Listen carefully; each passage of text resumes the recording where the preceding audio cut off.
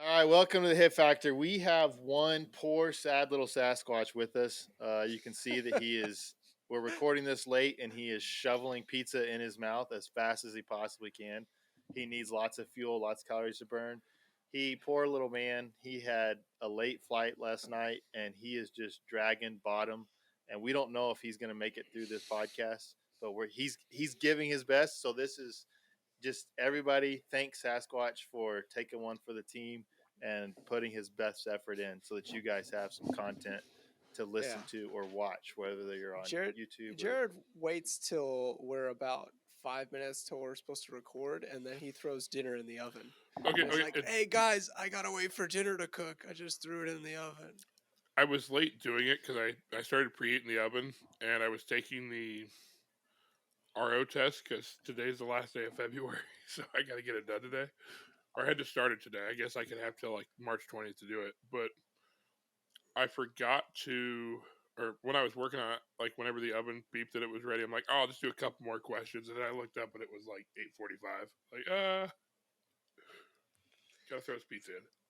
That sounds about right. Hey, are you RO certified? I don't think so. I Yeah, I fuck was off. I was at one point, but And then you realize the test a pain in the ass to take and quit doing it. well, I just like I never used it. I didn't need it, and so uh the RO certification system is kind of interesting. I feel like that process could be made simpler. The problem isn't knowing the rules; it's looking up the exact rule for everything. So I'm like, you gotta dig through the rule book to find each one. Some aren't bad, but whenever it's like one that was on there was talking about like a bullet fully penetrating the target, right? So if a bullet gets stuck in a target, it's a mic. It has to fully penetrate the target. Yeah.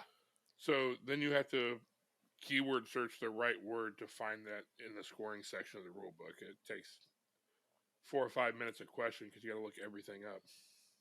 Yeah, I guess I mean when I was RO certified, it was all just a actual rule book. There was nothing online whenever Yeah, I took the class. if I had to get a paper rule book out to do this, I wouldn't renew it. You do that Control F, search the rule book. That's right.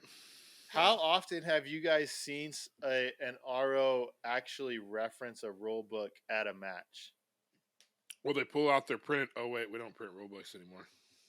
Yeah, that was too much of an expense. We could not afford that as an org to continue to print those out. I mean, I have seen competitors pull rule books out. I've but I don't know that I've ever seen an RO pull a rule book. I'm pretty sure the only time I've seen a competitor pull it out was either one, there was a couple guys debating which way a ruling should go.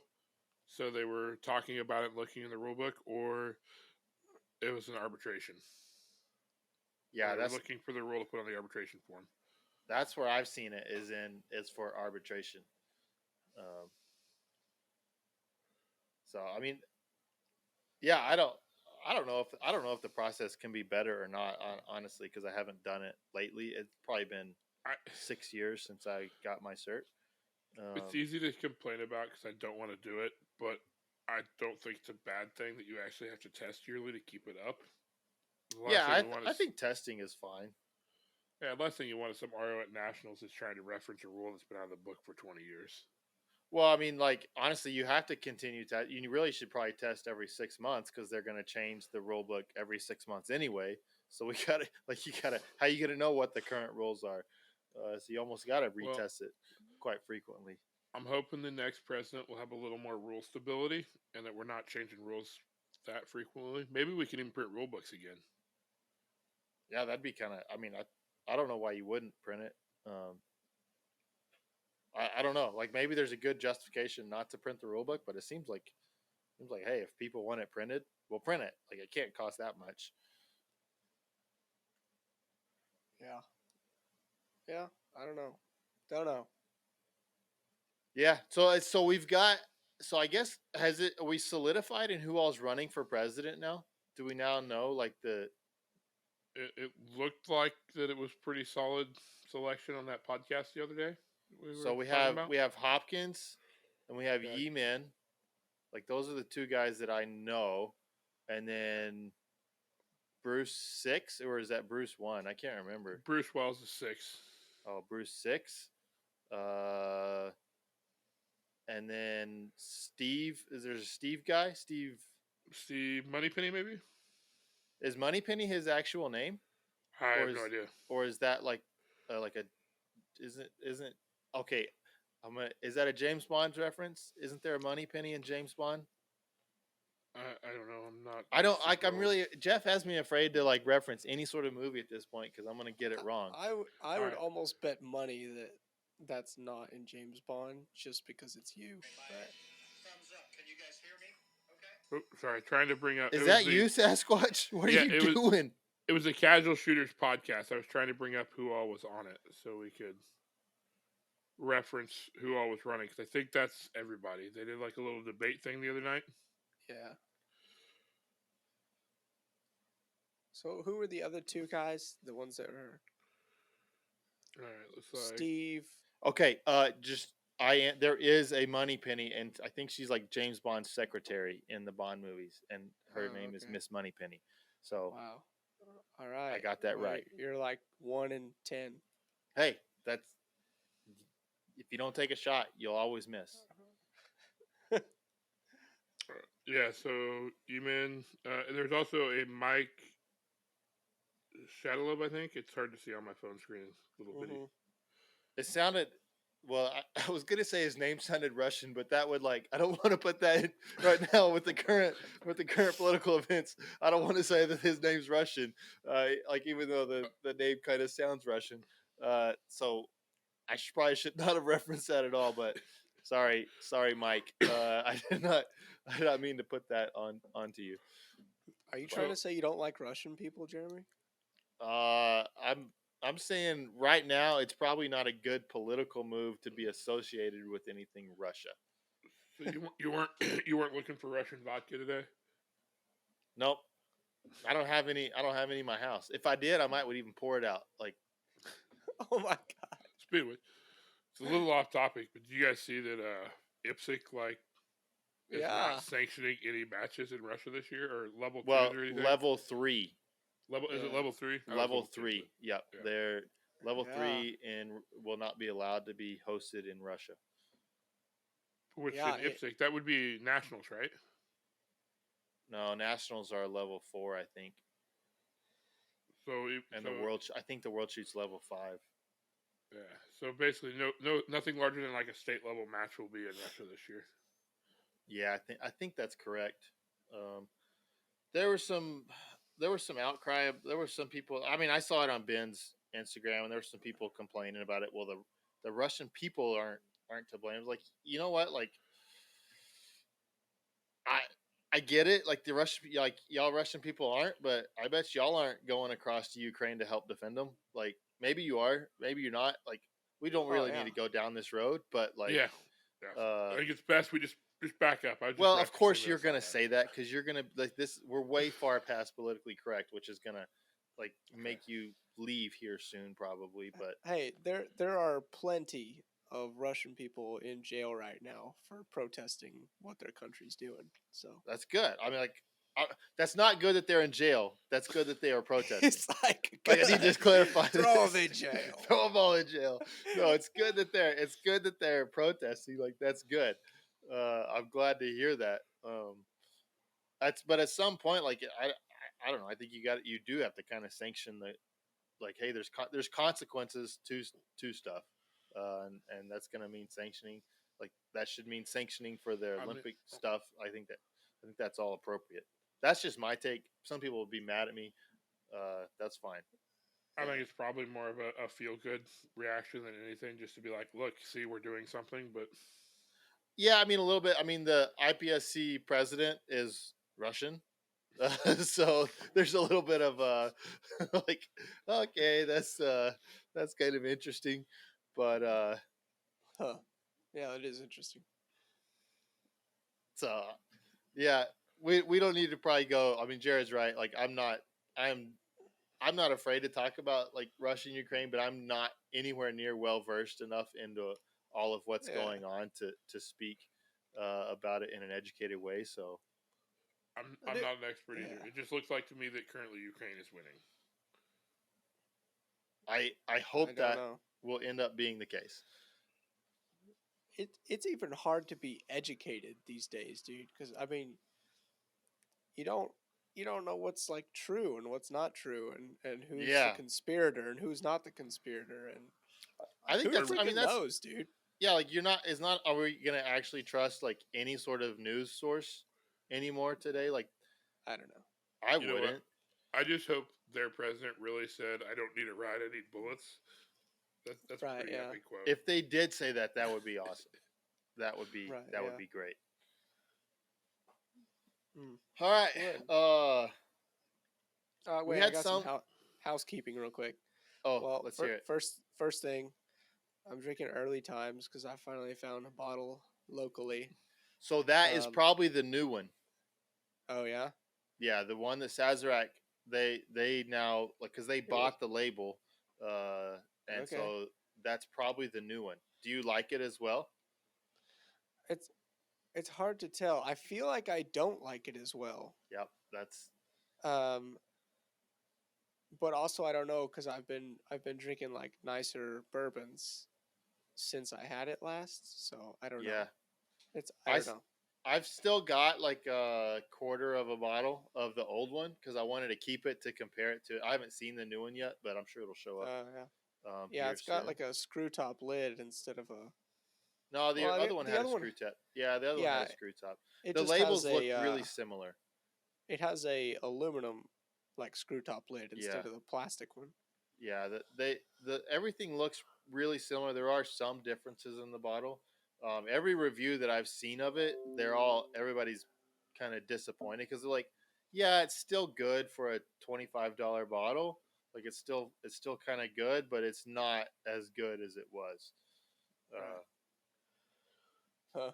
so that's disappointing. Um. I have this the bourbon I have tonight. It's not the best bourbon in the world. It's only like aged for like 3 years, but it's called Dry Fly Bourbon, and so it's got a big picture of like a mayfly, which y'all may not know what a mayfly is, but it's got a big picture of like a mayfly, and it's called Dry Fly Bourbon. I was like, I have to have that, so I bought it. It's Because all you right. because you love mayflies so much. I love fly fishing, Oh, okay.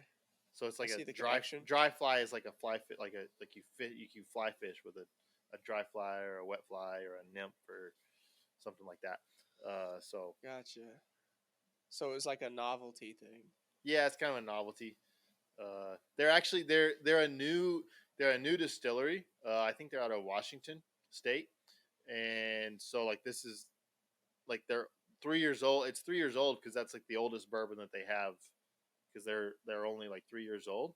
So it's actually for only being 3 years old, it's pretty good. Like it's kind of like orange and marshmallow flavor like taste, which is kind of good. There's also because it's so young, like it kind of has a cardboard taste to it too. Oh, yummy. Yeah, but it's like I will continue to get it in the future, like as it gets older, because I think once it gets older, I think it's gonna be pretty good. Um, but Hmm. I got it as kind of a novelty, so it's not bad. It's just not. I have a lot better stuff, but it's not bad. Sasquatch would drink it and be like, "Oh, that's fine," and he'd put a half bottle down. Yeah. I'll trust you on that. Well, I'm not drinking anything interesting tonight. I'm actually having good old fashioned water. Oh, an old fashioned water. Yeah, it just seems like a good drink to have with my pizzas. And you guys were rushing me to get on, so I didn't have time to pour another drink. It takes a Gotcha. long time to snap a beer open, doesn't it? I don't have any beer. I'm out of beer. You're out of that's that probably didn't happen that often in your house. Actually, I rarely keep beer at the house. Huh. I think that shocks everybody. Huh. What? Yeah, I buy it as needed to consume. I don't keep extra beer here. If I feel like having a 12-pack this weekend, I go buy a 12-pack. If I feel like having a case, I go buy a case. If I don't feel like drinking, I just don't buy any beer. I just figured you had like a keg and you just went and swapped that out once a week. tried that. I used to drink way too much when I had a kegerator, so I got rid of it. Oh, that's funny. The other housekeeping is I've been sick for this week, so I'll try to mute the mic if I have to like cough or sneeze or do something else disgusting with my nasal passages. But yeah, so it's payback for making fun of Jeremy last time. I look forward to that, to whatever happens. Yeah. Anyway, You were that's very all. mean That's- to me. I was. I enjoyed You it. probably deserved it. So that's my housekeeping. Do you guys have anything else before we? Deep Like dive. if we're a little late, if this doesn't come out on time, like just we're busy. Like Just be cool, man. Just be cool. Like, just be cool. Yeah, Jeff's busy. could- Jeff's the one doing the editing and putting it out, and he's got kids, man, or he's got a kid, and Yeah. like life happens. Sometimes you give your Yeah. kids a bandage and they have an allergic reaction to them, and then you keep giving them that bandage, and it's just Yeah. it's tough, man. And you cover that wound with You cover another that wound with a bad bigger bandage. bandage. Yeah. And that gets bad and you put another bad bandage on it. Anyway, I wouldn't know anything about that. I had another thing. Damn it. Oh yeah, I was gonna touch on the app real quick.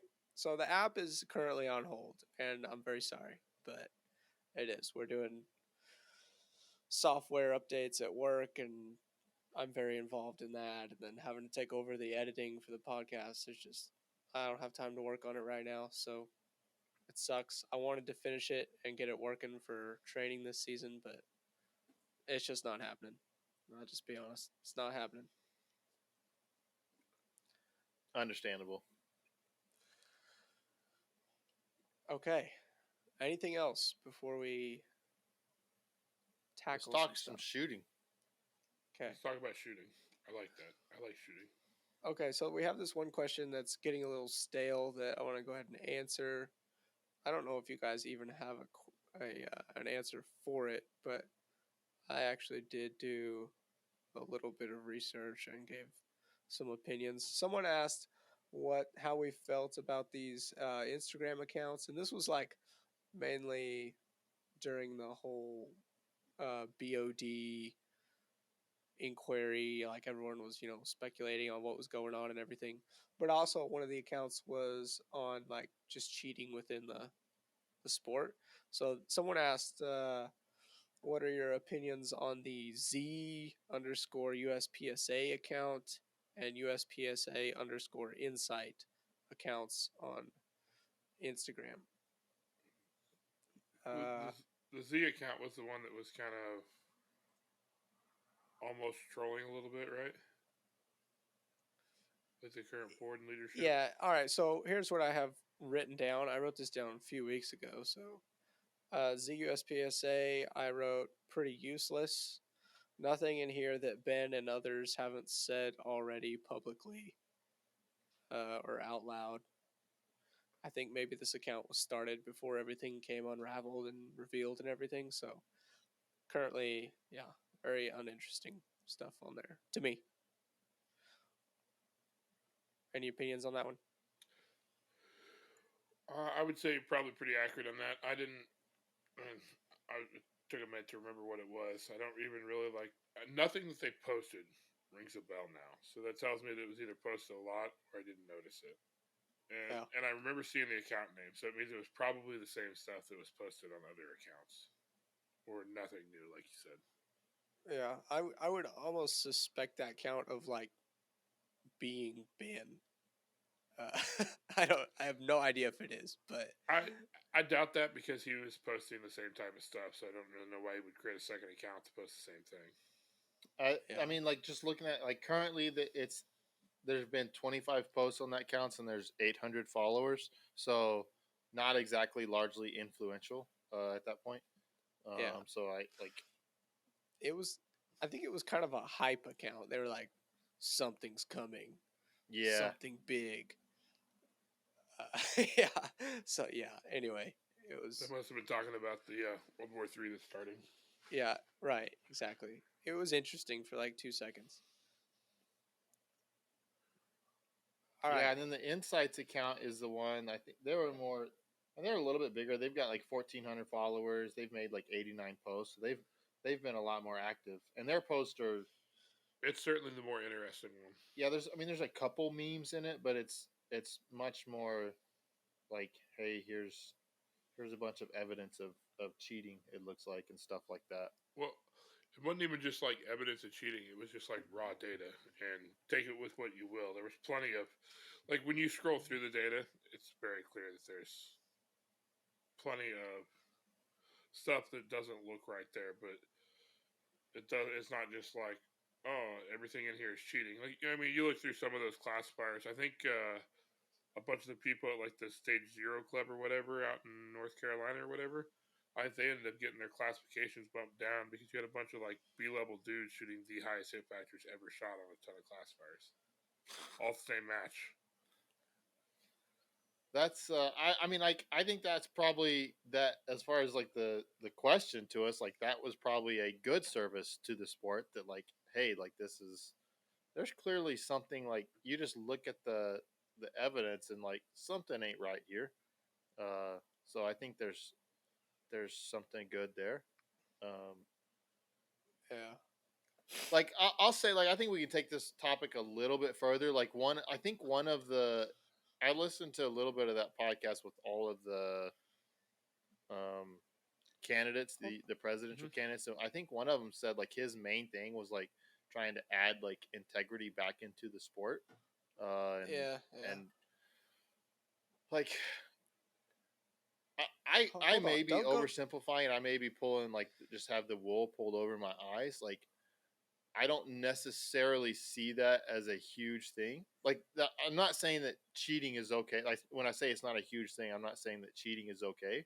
Like, and I think probably the board did mishandle some. Like they have certainly allowed cheating to take place without probably proper punishment. I think there's definitely been some culpability there in the past with that. I think I don't necessarily know that that's a huge cancer in our sport. Like maybe it I would, is. Like maybe that's me being really so naive. I would disagree with you on You it think being it a is a cancer to big the sport. cancer? No, I don't think it's a big cancer, but I think it's the starting of a problem, and that Okay. it's clearly like look back to like 5 years ago what we saw compared to the last like year or two, the amount of cheating we've seen in the last year or two, especially like I said on the stage zero stuff, like the clearly suspicious high hit factors, the stages that like weren't set up right but still turned in and stuff like that. It's just like if you don't do anything about it, it can become a big issue. You kind of got to handle it before it's a big issue. I It's don't too think late that's by the time it's a unique in big the issue. last. I don't think that's at all unique in the last 5 years. I think that's just in the Maybe it's last just five showing up now. years. Everybody's posting videos on social media all the time, and you have you have practice scores so you can look at all these matches and see it. Whereas in the past, like the cheating happened and it was just nobody knew it was happening. Well, Could you be. got to remember too. A couple years ago, you didn't. You could figure out the hit factors for stuff, but it wasn't like published. Where now it's published as well. Yeah, I mean, I never like there was never a time where I didn't know what 100% was on a classifier. Yeah, but it took a little work to get to it. Then now it's just kind of like It took like put it in 3 minutes. the app. Okay. So I'm gonna just read what I wrote down a couple weeks ago since I don't remember a ton about looking at this page, but I wrote seems kind of witch hunty and very concerned with Cowden's home range. There was some interesting stuff in there as far as conversations with Leighton and some edit tracking. But some stuff I just felt was anomalies, which our current classification system is sort of inclined to produce via zero or hero practices and dropping off runs that are too far below the current class. Um, so that's what I wrote. I mean, I can see how someone would create that page if they just love crunching data, like they're really into data analytics and just trying to pull anomalies and stuff. But uh, I don't know. As far as like the cheating stuff goes, I mean, I get like at a major, someone changing scores and like winning a match, and that being an issue. Mm-hmm. As far as someone like editing their score classification score, like I don't give a shit at all if someone edits their classification score. Like knock yourself out. Yeah. Yeah, if you want to That's- be a B class shooter, but you want to have GM next to your name, and you want to go to a major match, and then you're a GM Yeah. and you finish 40th, like yeah. Like you are Okay. the meat bag. You are the meat bags that I loved when I was a B class shooter. Because I could come and beat you at a major and you are an M or a GM. Yeah. I don't care at all. I tend to fall more in line with that. Like, I think that people make the classification system way more than it is. Like, is the like people like is the classification system broken? Do we need this? Like, generally speaking, you go through major match results, you go through nationals results. The GMs are close to the top, the M's are a little below them, the A's are like generally speaking, it's fine. Are there some weird anomalies in there? Yeah, but do we need to revamp everything because of those strange anomalies? I don't think so. When treated correctly, I don't think it's too far off. I mean, like you said, you're gonna have some anomalies there, but I mean, a lot of that could be this B class guy who's really ramped up his training this year, and he's gonna make M class soon. He's just not there yet. Like he hasn't shot the classifiers. I mean, that stuff happens. Wait, I mean, Yeah. you have Ben who classified as a GM. His first classification was a GM. So like if you were looking at the analytics, if you were just looking strictly at the analytics of that, you might come out like this dude's cheating. Because it's like how is this guy who has no classifications at all and he's throwing up 90 and 95 and 100% classifications? Like clearly he's cheating. Well, I don't think he cheated his way to that. And like so like sometimes Jeff is right a little bit. Sometimes just looking at raw data like that, yeah, somebody's been B class for a long time, and all of a sudden they're well, maybe they've just been casually in the sport, and all of a sudden, hey, I've got some free time. I took some classes. I started dry firing. I started training, and yeah, I'm throwing up 20% higher classification scores. Well, Yeah. And I feel like B classes kind of makes that happen. Like it's a little difficult to get out of B class, so I don't feel like it's uncommon for people to start shooting like a master class level before they can get out of B class. So you start throwing up these good scores, and it's perfectly normal. Uh, you're just been in B class a while, and now you're getting better. I don't Yeah. know. yeah. Well, what I've seen happen too, like locally, is a couple of guys are shooting to their friends, and one of them starts training, and gets better, and then all of a sudden his buddy decides he has to catch up, and he really ramps it up, and then somebody shoots from B class to M class in 6 months or a year. Yeah, yeah, But they're showing up to majors and they're all trained up and they're shooting at A or M level and they're still B class. It happens. yeah. I don't see an issue with the classification system, and I think Yeah. overall it works as it should. Okay. Yeah. Well, we're basically talking about the next question anyway, so I'm going to read it. Let's hear it. Okay. Do you think the classification system needs an overhaul with the recent information that has come out of tainted high hit factors and inappropriately laid out classifiers? Or do you guys think that it only really matters when shooting against your peers at large matches? Okay, and then there's also like a follow up question to that. Someone else that Justin Lee asked. Uh, with the above classification question, is there a better way to determine classification performance at nationals area matches, or is the current system adequate when people aren't cheating, or some mix of the two?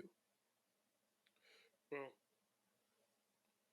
I think like So, we already covered there. Yeah, in large, is the current classification system adequate? Should it be tweaked? Should it be completely changed? go.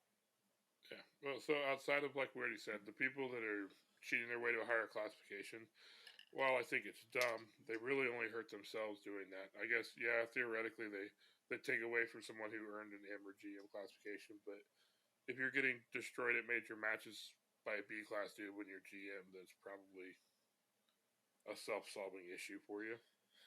Um, I think it works well. Otherwise, I don't really know what you would change. I mean, the thought of like, oh, you could have to do this at a major match to get there, but the thing you have to remember is 100% is where we stop on your ability to classify. But like, there's plenty of the top guys out there that could shoot 120% on a classifier or something. So it's the very top of the sport are well over 100% basically on our scoring model. Well, yeah, and the classifiers only test like because of the nature of them, they can only test a very small part of what it takes to like do well in the sport. I mean, like I think they're a great place to like. I think classifiers are a great place. Like if you're getting started in the sport, like pulling the classifiers out and using those to train and using those as a metric, like, hey, I need to be able to do this in this amount of time and get these hits. Like I think that's a good metric for you to kind of have some sort of idea of what it takes to be successful in the sport.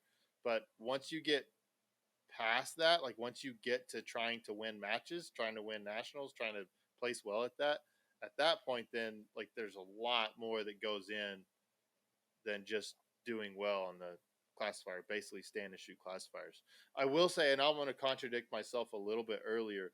The one caveat with having people, what do you call it, grand bagging, so people that are GMs that shouldn't be, is that the way the system works is that if you're at a level 2 match and there are at least 3 GMs in your division, then that match becomes a classifier match, and They have whatever to you shoot. finish. They just shoot over 90%, or it doesn't matter. Okay. Well, but say you had 3 GM. See, and USPSA in the past has not historically done a good job tracking that info, and doing that, like that has not been something that's has I've seen a lot of inconsistencies in matches that are used as classifier and the matches that aren't, that should have been used it, and then matches that are used and they should not have been. But if you have a bunch of, if say you got a local crowd in, I'm going to pick on North Carolina because I have no idea what's happening in North Carolina.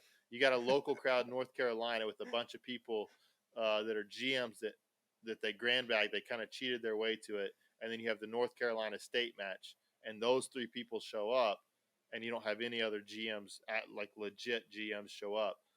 Well, then that match becomes a classifier match. Like there's kind of a whole bunch of ifs. Like if this happens and if this happens, then it can become And like. So there's a chance for that to be like problematic. Um, and if that happens, you can request to have your classification lowered to an appropriate level. yeah, you can do that. I think there should be a. I think you should like there should be a way that you get bumped down. I don't think like basically once you make GM, right, like you're just a GM for life basically. Uh, I think you should have to maintain a certain level.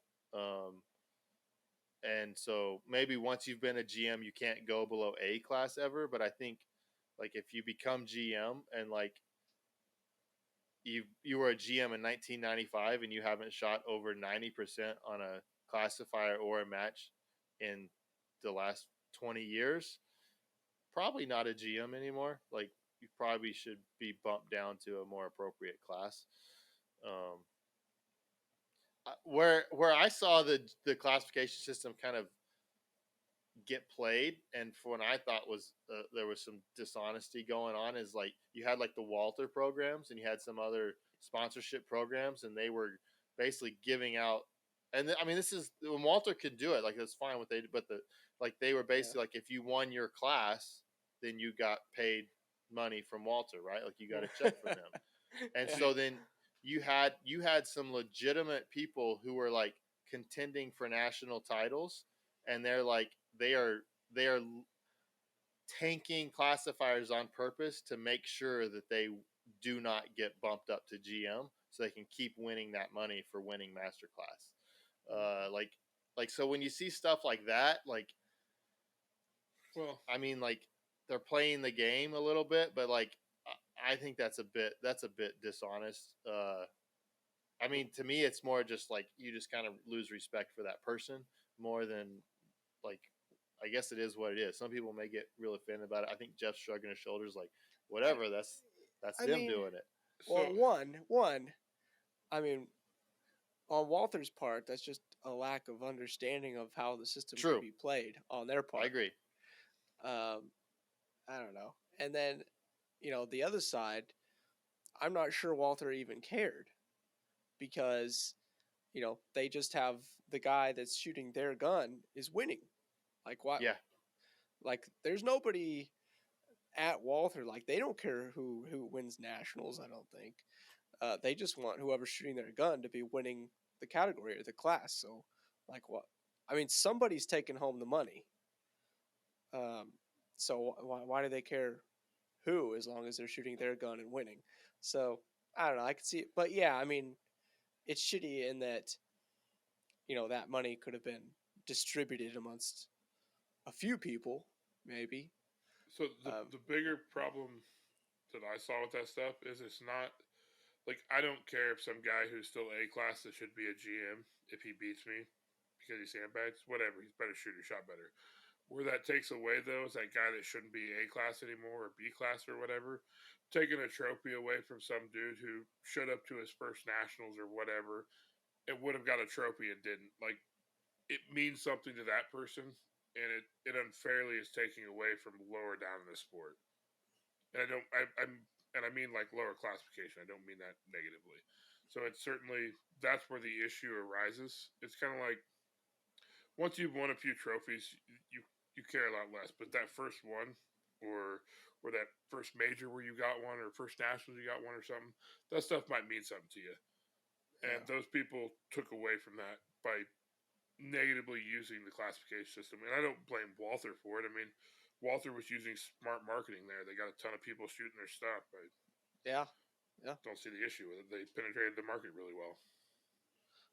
Okay, so ideas on improvements. You all got anything? The classification system. On the severe sandbagging side of things, maybe the president or area directors might need to make adjustments if people, if you're winning a bunch of area matches and you're like B class or something, or you're constantly shooting, within 5 or 10% of national champion level shooters, maybe you should just get a match bump, even if you didn't technically get a match bump. Okay.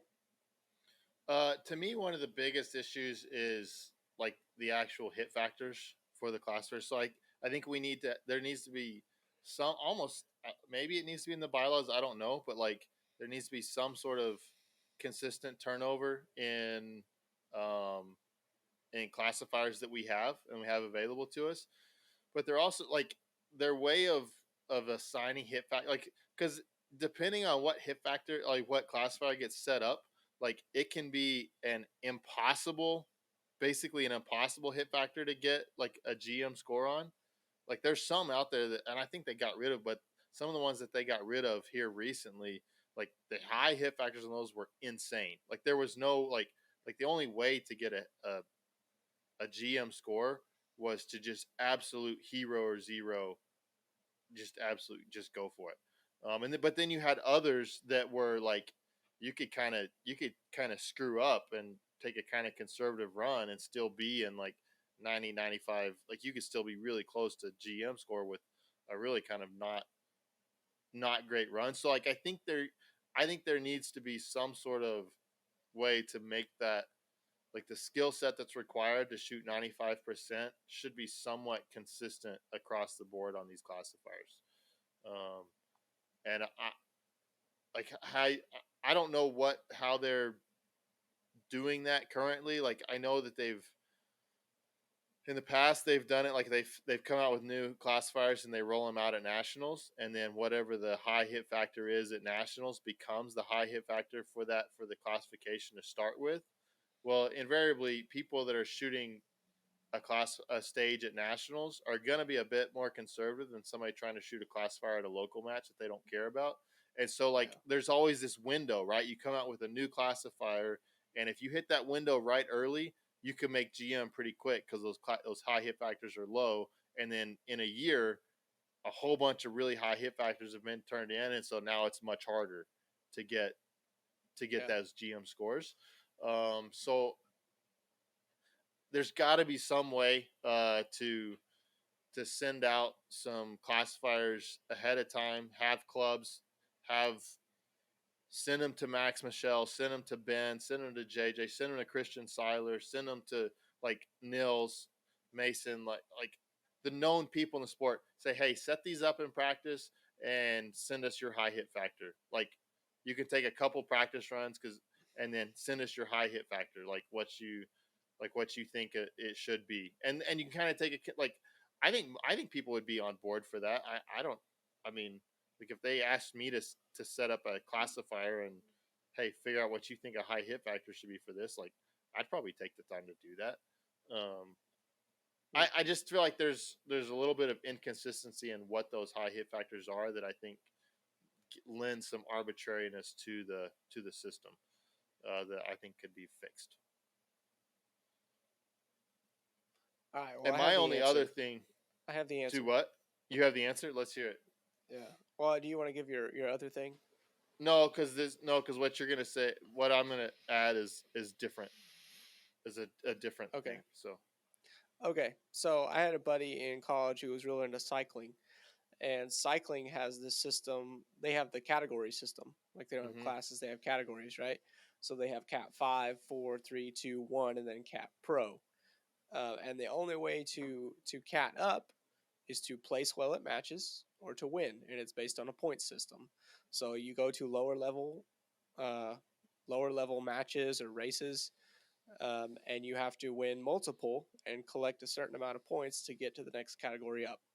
And I basically think, I mean, we could bring someone on from cycling, and they probably have issues with that system, I would imagine. But from my standpoint, like that's what I care about.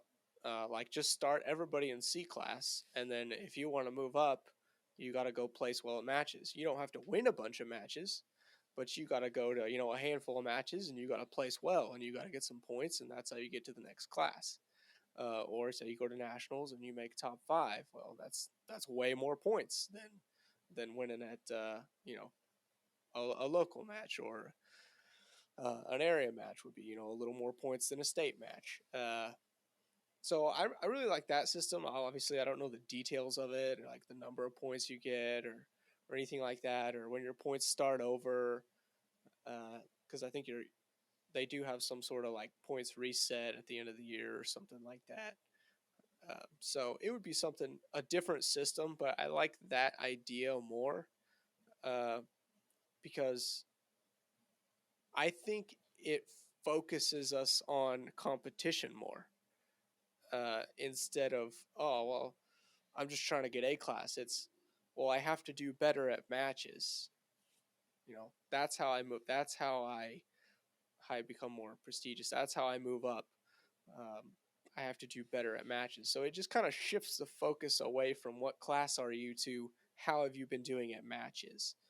And I like that idea. So that would be my suggestion. I mean, I like that. I think that's a good idea. I think that the difference between us and cycling is you don't have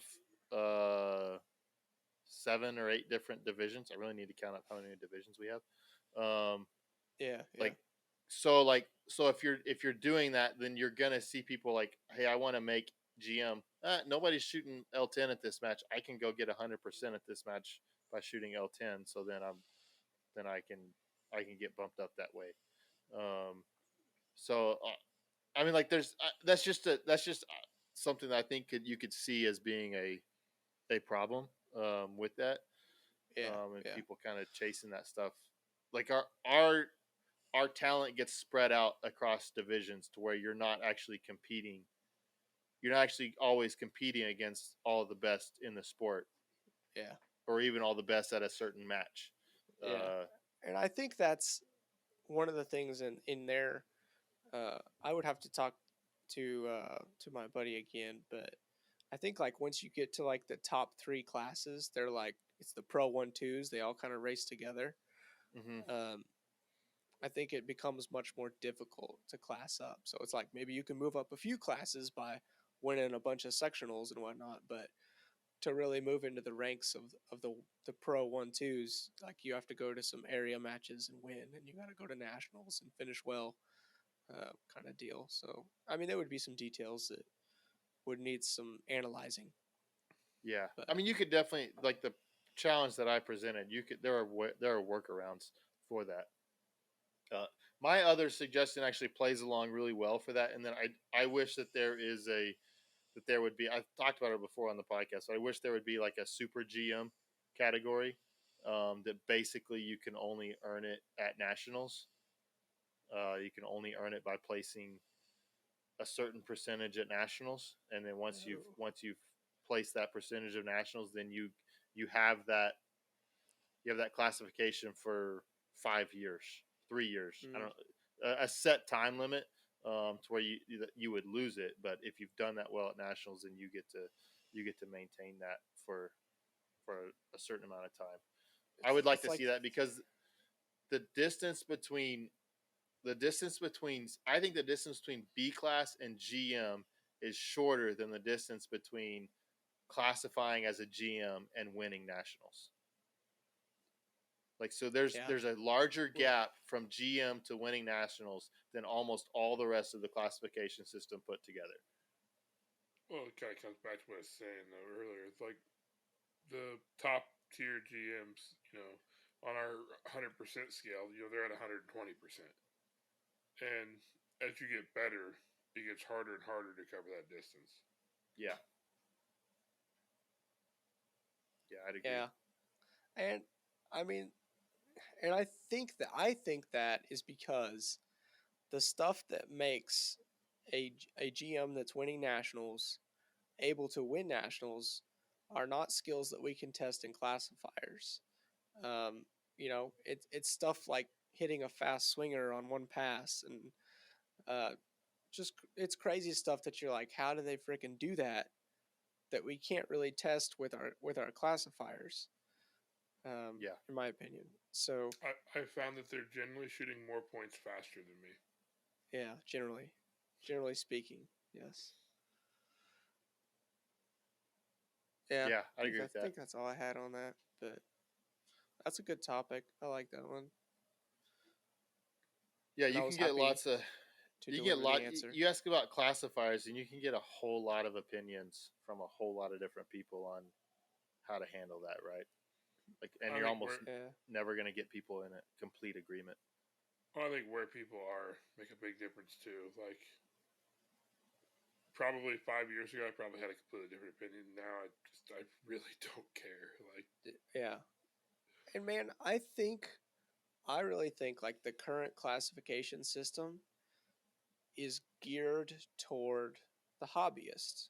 Like it's meant to get you involved and kind of have something to keep you occupied, have something to keep you coming back. It's not geared toward competition. And that's the problem I have with it. Well, some of the classifiers are just, some of the older ones specifically are just really dumb.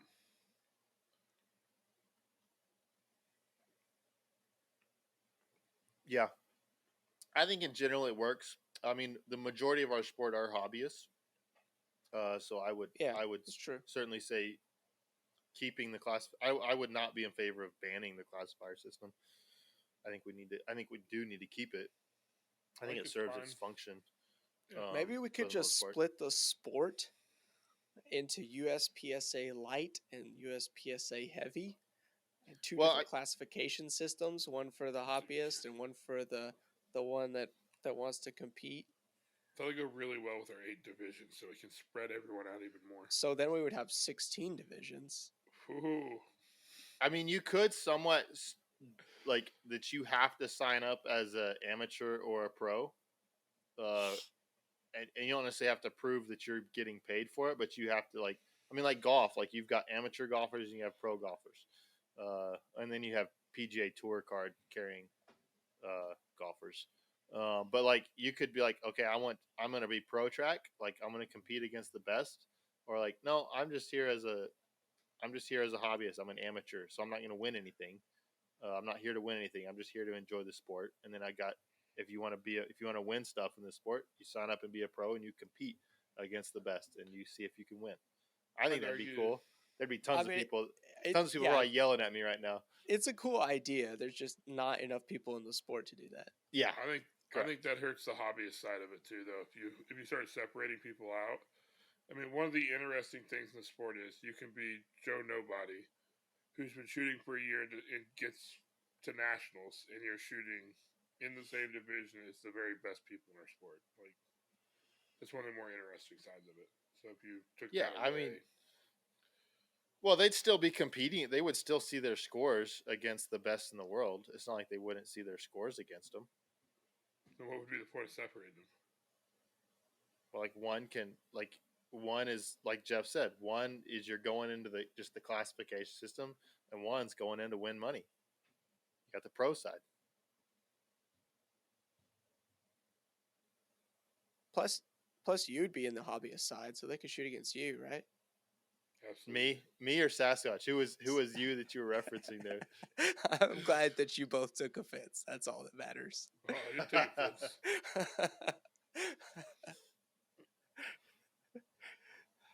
Those are good questions.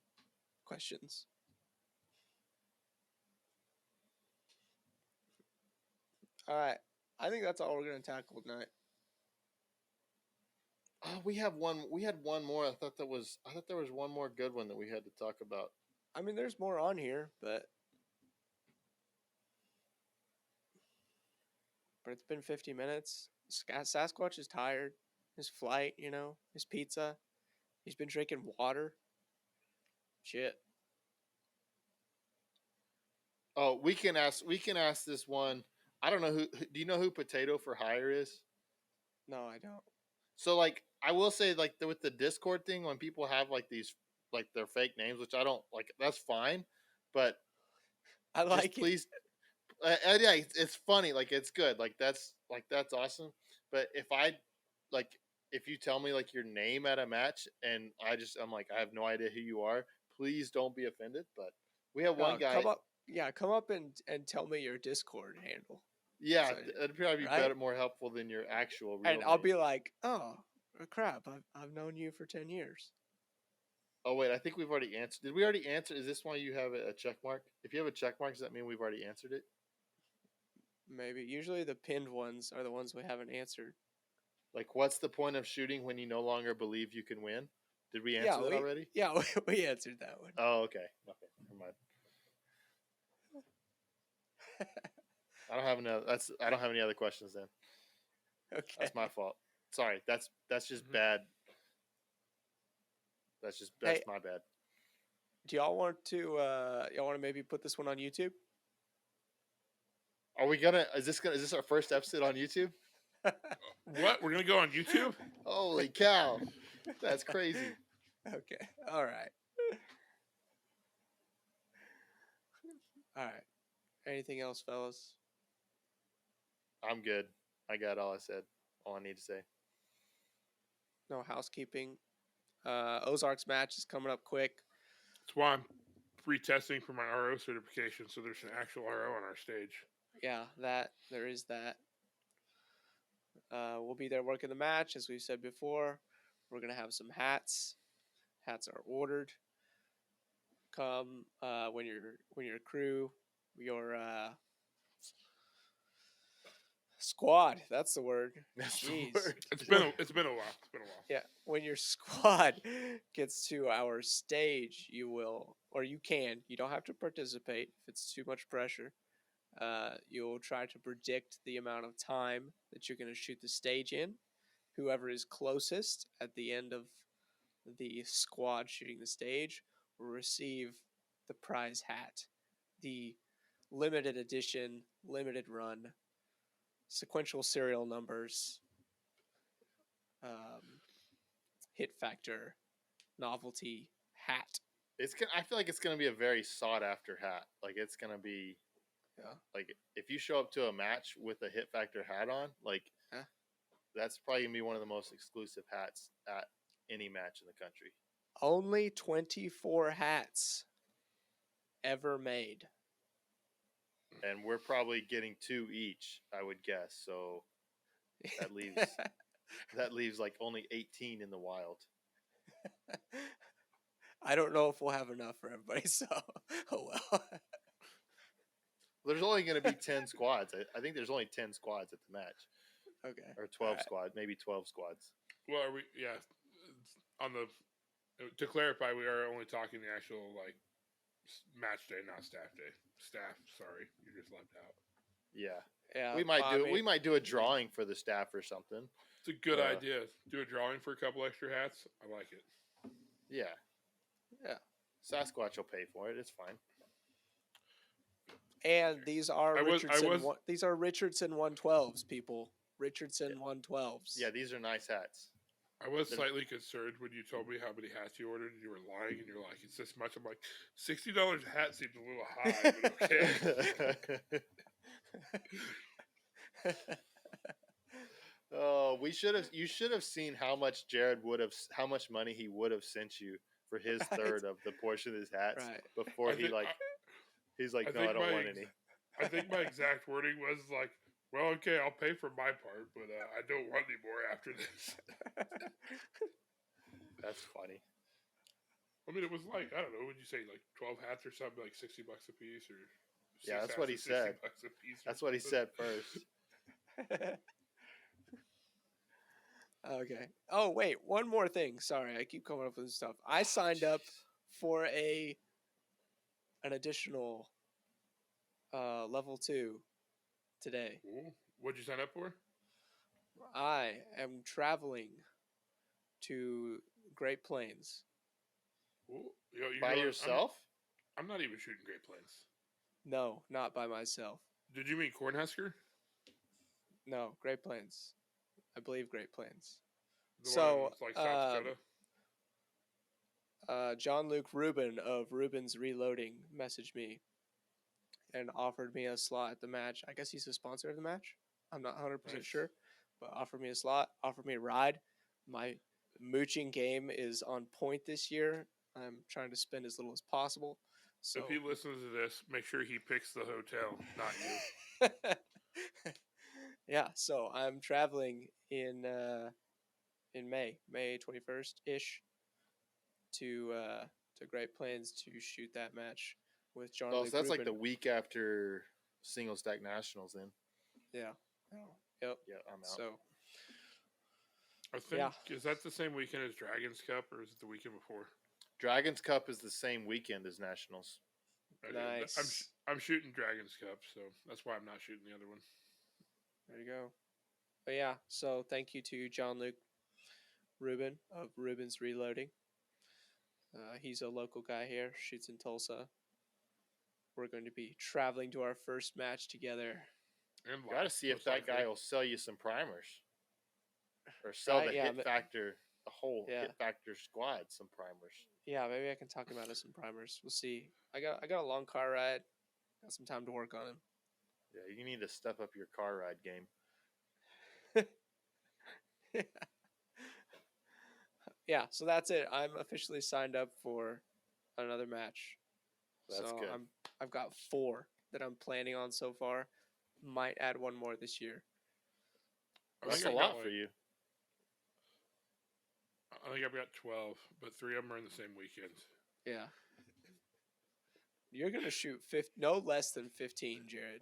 I'm not adding any more. I actually decided not to shoot Old Fort Shootout either, which isn't technically a major, but it was one that I always traveled to. I'm Bullshit. not shooting it this year either. Nope, I took it off. I even took it off the work calendar. I'm not going. I Working don't. those days. You are correct, Jeff. The over under is 14.5 as far as a betting line. The over under is at 14.5, and I'm taking the over. I can't remember if I told you guys about this, but I guess like North Texas Open, my state match, and the Iowa State match all fall the same weekend. So we're planning to shoot North Texas on Friday, my state match on Saturday and Iowa on Sunday. It's like 6 hours between matches. You could call me an old fart or whatever, like grandpa. Like that doesn't sound fun to me. Like just like that, like trying to cram in 3 matches into one weekend. It just doesn't sound like fun or interesting. I think it sounds like a great time with the local bros. So Yeah, it'll be fun. that's good. I'm happy for you, but for me, that sounds terrible. I've got like 6 or 7 matches on my calendar for this year. That's if I can get a slot to nationals. So we'll see. Right. Yeah. Yeah. Because We'll see. I'm planning on, this is kind of the crappy thing about USPSA. I'm planning on going to single stack in May, but registration doesn't actually open until March 5th, like this week. That's so late. That's a good question. Jared, weren't you like just bitching about this the other day? Yeah, I mean, your freaking matches shouldn't open until like 2 weeks before. That's exactly he was 60 doing days. 60 days for national seems a little short. I would have thought that one would have probably opened like the beginning of February. I think pre-registration maybe open then, but like actual registration, you didn't have a slot. I don't have a slot. Nope. So hopefully I'll get a slot. It's single stack, so I'm guessing I'll be able to get one. But who knows? We'll see. Cool. All right. All right. That's all I got, fellas. That's it. Stop recording. Damn it. Stop recording, damn it.